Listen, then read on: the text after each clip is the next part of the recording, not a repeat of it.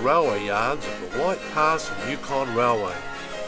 The train is full of cruise boat passengers who will connect with return buses at one of the 2 stops along the way. With around 400,000 passengers per year, it is Alaska's most popular shore excursion for the many summer cruise boats that visit Skagway. This railway is listed as an International Historic Civil Engineering Landmark, which puts it on the same plane as the Eiffel Tower, Panama Canal and the Statue of Liberty.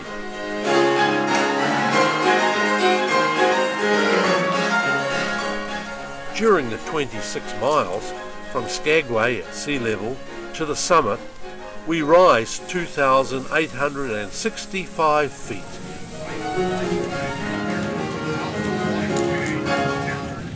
Construction began in 1898 and was completed in 1900.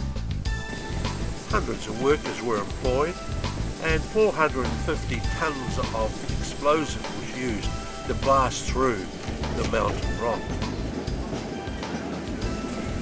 It was the great Klondike Gold Rush of the late 1890s that provided the incentive to build this railway. The original 110-mile railway links Skagway on the Alaskan Pacific coast with Whitehorse in the Canadian Yukon. However, at present, the line is only operated to Carcross, a distance of 67.5 miles.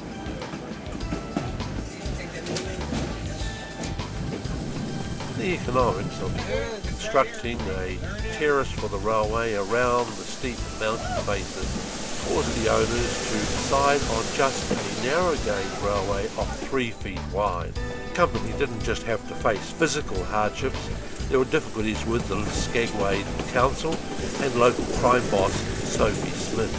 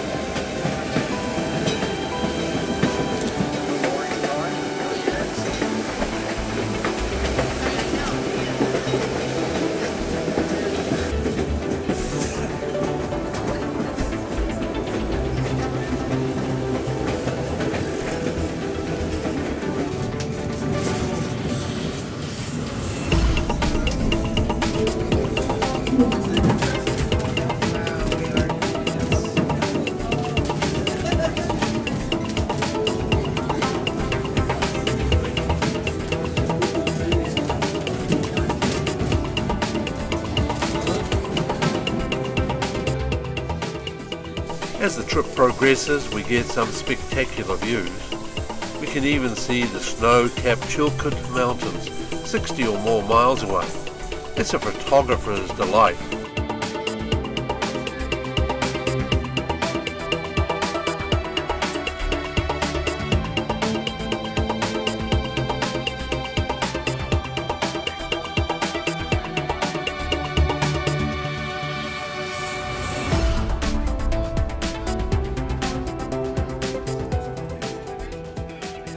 For part of the trip we travelled beside Dead Horse Trail, which is named for the hundreds of pack horses which died along the way. They were worked to death.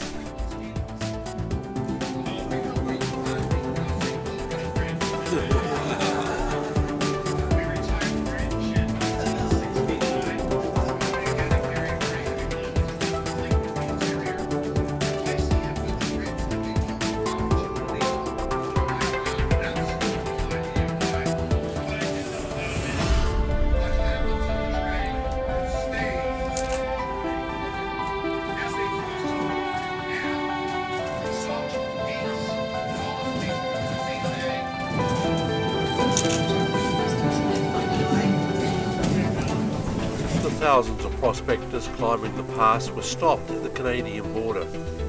Restrictions required each prospector to have enough supplies to last for 1 year. So the prospectors made countless return trips up and down the mountain, backpacking 50 to 60 pounds at a time. This was done in winter, through the deep snow and along difficult narrow tracks. A typical prospector would need to make 30 round trips to carry sufficient goods. A distance in all of around 2,500 miles.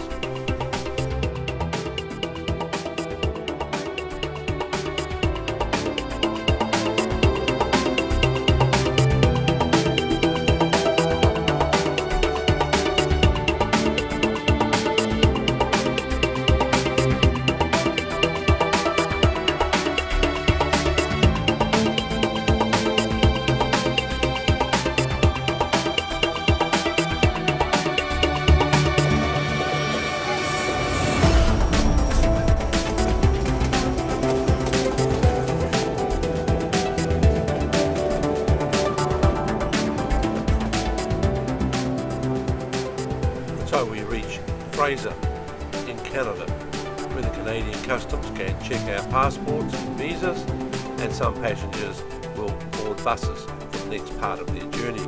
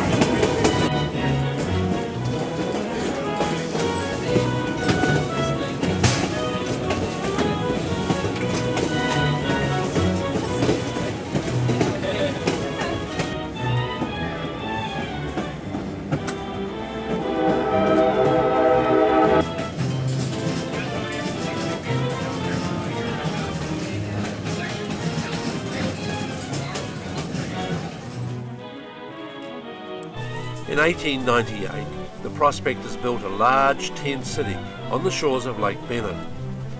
Before the lake's ice broke up, they constructed all manner of sailing craft to travel across the lake and down the Yukon River to the goldfields. The things about the Klondike Gold Rush is that it was clearly the first fully recorded mass event in human history. Now, it was because, first of all, George Eastman invented the Kodak camera just 3 years prior to the gold rush. Had the money to buy a Kodak camera, and they brought it along. And they took picture after picture and sent them home. Today, because of that, we have thousands of pictures of the Klondike Gold Rush, both up in Whitehorse at the Yukon Archives and at the National Park Service in Skagway. In late May 1898, as the lake ice broke up, 7,124 boats left on the 500-mile trip down the Yukon River to the Klondike goldfields. Not all would make it.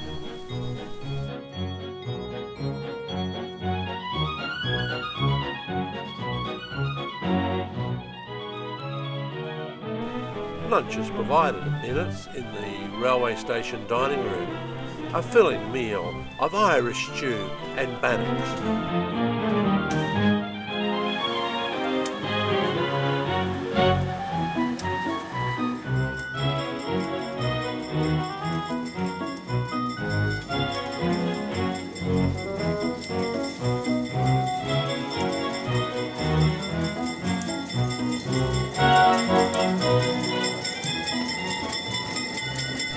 With the incoming train from Carcross arriving, it's time for us to proceed along the now open line.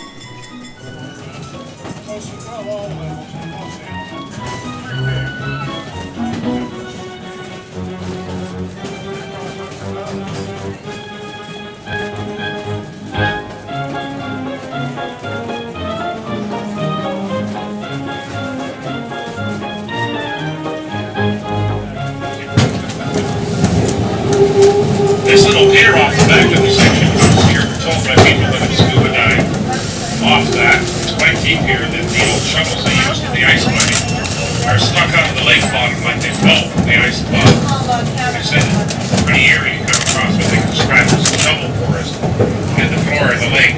Just up here, there's an outhouse on the right.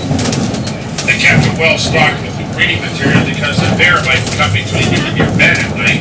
Plus, miles short of their destination, the gold pits. It's sad.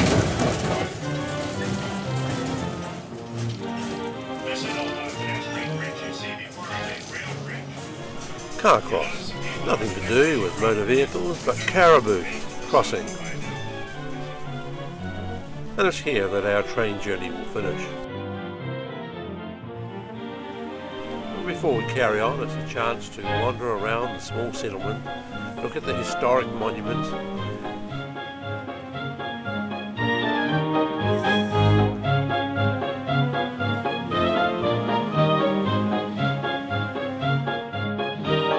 Carcross has a general store, stocked with just about everything you can imagine. It's like stepping into an Aladdin's cave of treasures.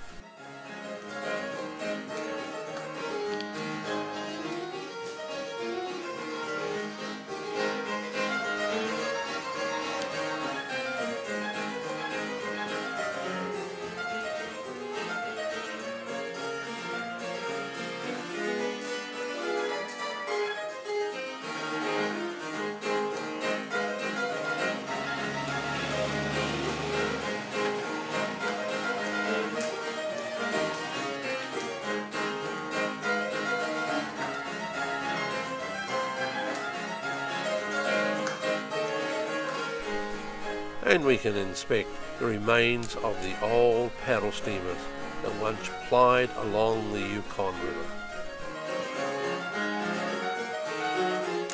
But now it's time for us to continue on to Whitehorse. We travel by bus, but perhaps one day the railway will again travel along the rails to the capital of the Yukon.